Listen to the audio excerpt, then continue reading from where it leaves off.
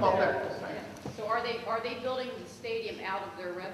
So let me answer that. So the stadium question is as a public policy question is a no-brainer. As a public relations question is a huge challenge. So let's talk about the public policy part of it first. So Husky Stadium is owned by the state of Washington, like all of our buildings are, and it is now about 90 years old. The original bowl is about 90 years old. It's an old, concrete reinforced on-grade building that is, as I like to say, returning to a state of nature. It is falling apart, and the university, through its athletic department, will probably have to spend, the estimates are $10 million a year over the next 10 years to maintain it and continue it as a safe facility. There's no president in the United States, including this one, who wants to mess with a football stadium. They are public relations losers. There's no getting around it. But here's the deal. The stadium's going to need to be repaired sooner or later. There is a stream of revenue that was created in King County a long time ago to support tourism-related activities. It's a tax on hotels, motels, restaurants, and rental cars. In other words, mostly tourists.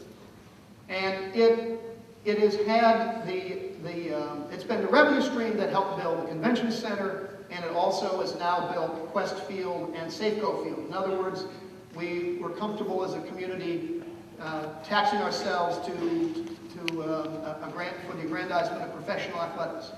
What is it now?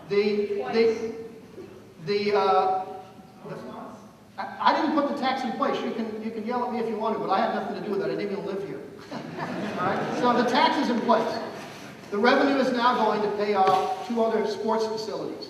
It has nothing whatsoever to do with the state budget or the state budget deficit, except in a positive way. Rebuilding the stadium will produce between 5,000 and 7,000 jobs right now. 5,000 and 7,000 jobs right now. The revenue stream that would pay for it would begin in 2014 and 2021. I hope by then our economy has improved.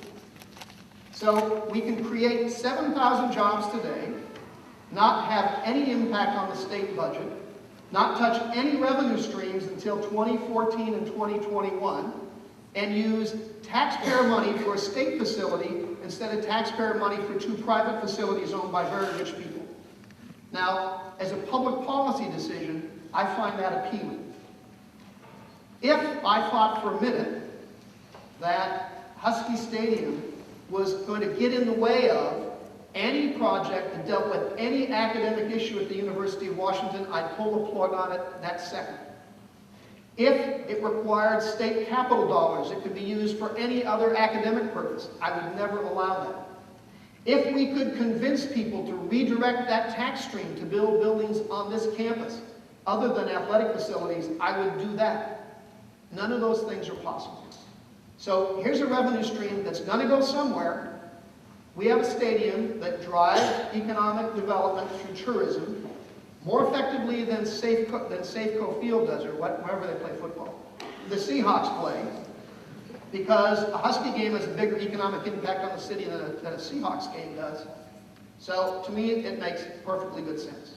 And I know there's people who disagree with that, but I happen to think, as a policy question, it makes great sense. Here's the hard part. It's a really bad public relations question. Because you've got all these issues we're talking about here today, and then people say, and you're building this football stadium? What are you, nuts? I understand that. I understand why those 2 things look like they don't fit together at all. They're completely unrelated. And in fact, building a football stadium now would help with the budget, because it would employ a bunch of people.